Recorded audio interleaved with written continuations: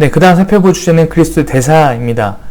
대사라는 것은 뭐 사신이라고도 할 수 있는데, 우리가 이제 고대 사회 개념을 갖고 설명하면, 이제 왕을 대신해서 대사나 사신이 이제 가서 무언가 뜻을 전하는 사람이지 않습니까?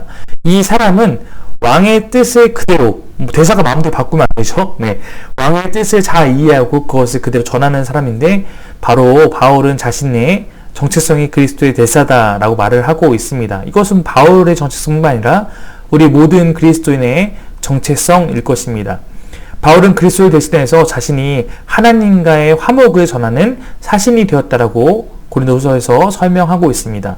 그리스도인은 세상이 하나님과 화목해지도록 일하는 일꾼입니다. 즉 하나님께서 죄 많은 우리지만 우리와 화목하기로, 다시 우리의 죄가 있지만 그것을 예수를 통해서 회복하고 나올 때 회복된 관계로 회복될 수 있도록 하나님께서 그렇게 예수 그리스도의 길을 우리에게 주신 것이고, 우리는 그것을 세상에 전하는 그러한 일꾼이라는 것입니다. 그리스도의 편지, 그리스도의 향기, 새 언약의 일꾼, 사실 다 이 모든 것은 같은 역할이겠죠.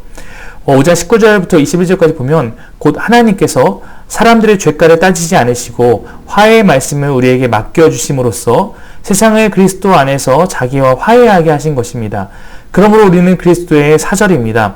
하나님께서는 우리를 시켜서 여러분에게 권고하십니다. 우리는 그리스도를 대리하여 간청합니다. 여러분은 하나님과 화해하십시오.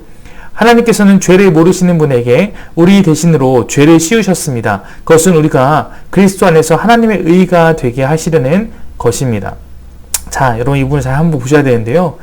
화해의 말씀이라고 하는 것은 복음이죠. 바로 이것이 하나님께서 죄악된 세상에 사는 우리와 화해하신다라는 것만큼 기쁜 소식이 어디 있겠습니까? 복음이 기쁜 소식인데, 화해의 말씀, 즉 죄로 인해서 하나님과 분리된 우리지만 다시 하나 될 수 있다라는 이 하나님의 화해의 초청이 가장 큰 복음일 것입니다.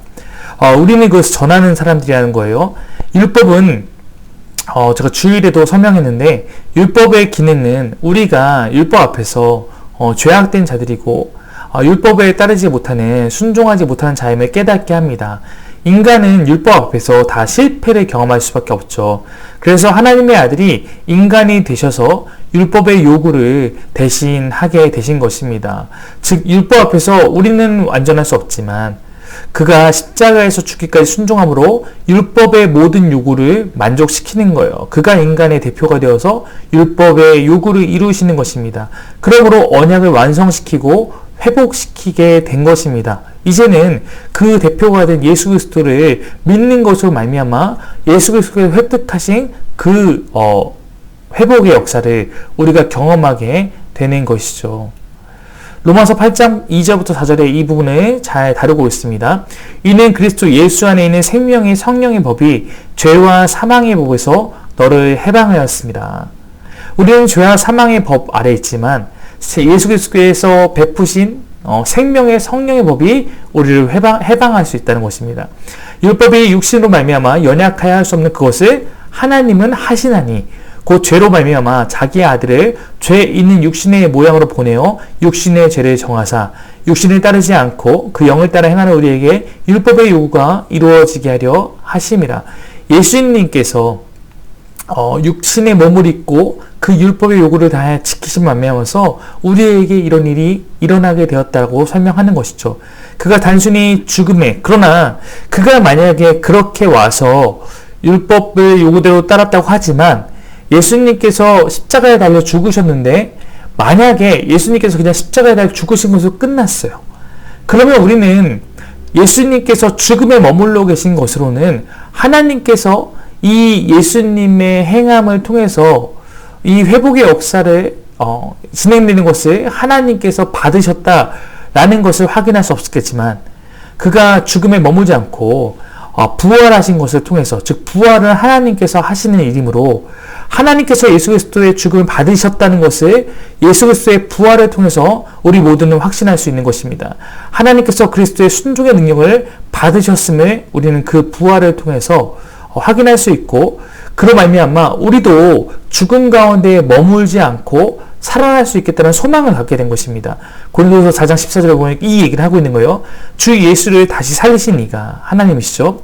예수와 함께 우리도 다시 살리사 너희와 함께 그 앞에 서게 하실 줄을 아노라. 즉 예수 그리스도께서 율법의 요구를 다 이루시고 죽으셨다가 하나님의 능력으로 말미암아 살아난 사건 자체가 우리도 이제 그와 같이 살아날 수 있게 되었다는 소망을 준 것이고, 우리가 그것을 보면서 하나님의 그 하시는 일을 바라볼 수 있게 된 것입니다.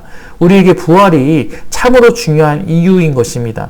예수가 진짜 그리스도로서 모든 사람을 살리는 구원자가 된 것의 증거입니다. 만약에 부활이 없었다면 사실은 예수님께서 메시아라는 것의 증거는 어쩌면 약할 수도 있는 것이죠. 그러나 성경의 모든 요구를 그 부활을 통해서 이루신 것입니다.